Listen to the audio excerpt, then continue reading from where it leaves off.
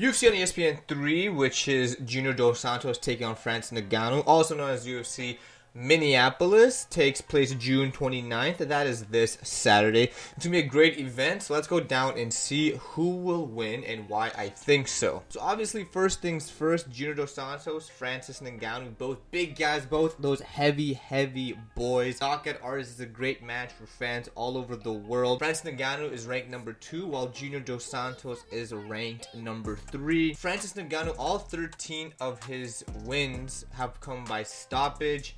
4 of those 13 were actually submissions, and 3 of those 4 were before his time in the UFC.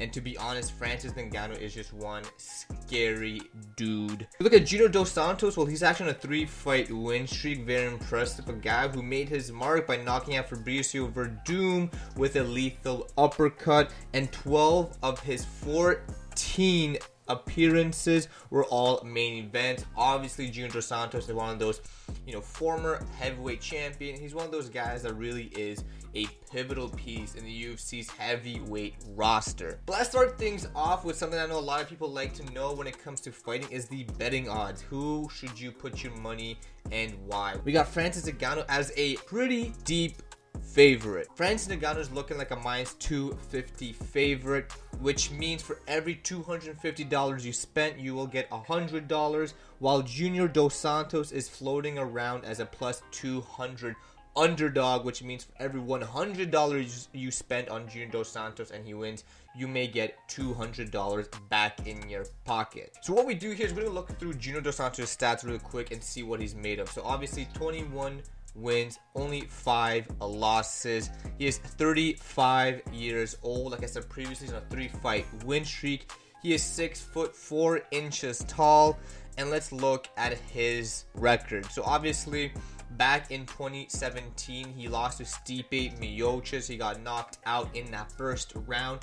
But ever since then, he had a very successful 2018 and beginning of 2019. He was able to beat Blagoy Ivanov by unanimous decision, beat tuivasa in Tuivasa's home country of Australia by round 2 knockouts, pounding him out from full mount. And then obviously we saw back at UFC on ESPN Plus 4, which happened earlier in March, he knocked out Derek Lewis. Prior to his 3-fight win streak, Junior Dos Santos was actually on a bit of a win-loss situation. He beat Ben Rothwell, which led to his loss to Stipe Miocic, but before that, he lost to Overeem, beat Stipe, before that, lost to Kane, before that, beat Mark Hunt. If we just scroll over, his first loss in the UFC was that fight against Cain Velasquez, and before that, he went on a quite impressive win streak within the UFC, beating the likes of Mirko Cro Cop, Gilbert Yvel, Gabriel Gonzaga, Roy Nelson, Shane Carwin, Cain Velasquez, and Frank Mir. In that span, he was able to become the UFC heavyweight champion. And obviously, after I lost to Cain Velasquez and the subsequent loss to Cain Velasquez, was hard for him to find his groove back in the UFC's heavyweight division.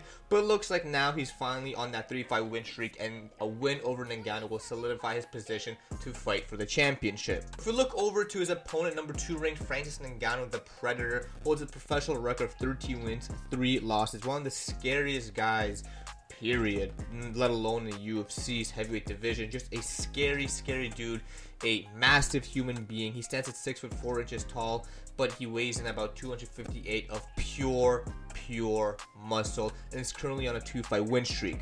So we look at his stats and we look at who he beat last in 2019. In February, we saw him take out Cain Velasquez in what kind of was a controversial win. No one doubted that Francis won, but it was the way he won. Was it Kane's knee? Was it a shot that he landed? Regardless, it only took him 26 seconds to get the victory. And before that, he beat Curtis Blades in 45 seconds. So ladies and gentlemen, if your math is correct, it took him 71 seconds to beat up-and-comer Curtis Blades and former UFC heavyweight champion, arguably one of the greatest of all time, Cain Velasquez, by knockout.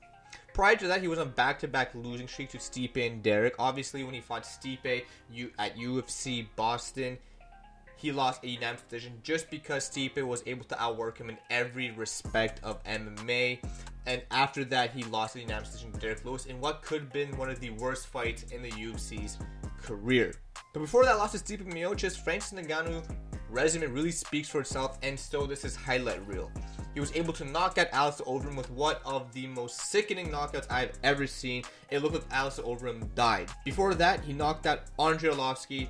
He won via Kimura against Anthony Hamilton, and before that he was able to knock out Bohan Milakovic and get wins over Curtis Blades and Luis Henrique.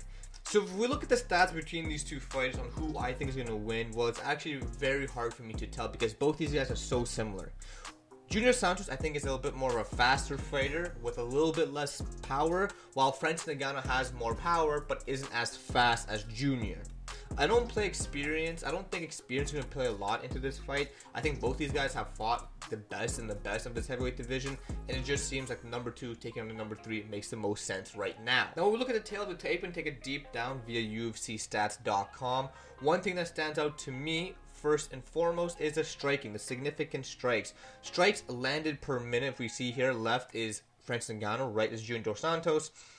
Francis lands only 2.05 significant strikes per minute, while JDS lands 4.76. What this tells me is it really only takes Francis hitting you once to knock you out, while Junior Dos Santos needs to hit you and flurry you to finish you off. Striking accuracy, Junior Dos Santos is more accurate. Again, I think that has to do with the fact that he needs those combos to really land his shots, and he uses that crisp boxing to knock you out or get a technical knockout victory. And if we look at significant strikes absorbed, JDS absorbs more, but one thing here to note is that he spends more time in the octagon, obviously because, well, he's gone through 5-round wars with some of the best in the world. I don't think Junior Dos Santos has the grappling or the strength or the wrestling pedigree to take down Francis Ngannou, so I really think this is going to be a striking match through and through. So my result, who do I think is going to win this fight? As I said, you look at the stats, you look at their past victories, you look at who they fought, it's super close, but at the end of the day, I feel like Francis Ngannou has something more to fight for. He's never won a championship, while JDS has won a championship. He's a little bit more fresh, has less mileage on him, and truly I think the fact that JDS doesn't have a really good grappling pedigree to take Ngannou down really limits him in terms of he have to strike with this monster, and anybody who has really striked with him and stood there standing with him besides Derek Lewis in, again, one of the worst fights ever, has either got knocked out or been seriously hurt and then knocked out.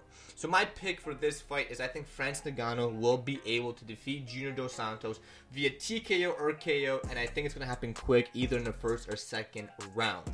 But let me know what you guys think in the comment section below. Do you think Francis will be able to beat JDS, or do you think JDS will be able to beat Francis and get that title shot? Who do you think will win? How do you think they'll win? And what do you think is next for both of these guys, win or loss? Make sure you guys comment, like, and subscribe if you did enjoy this video. Thank you guys so much for watching. Until next time, have an excellent day.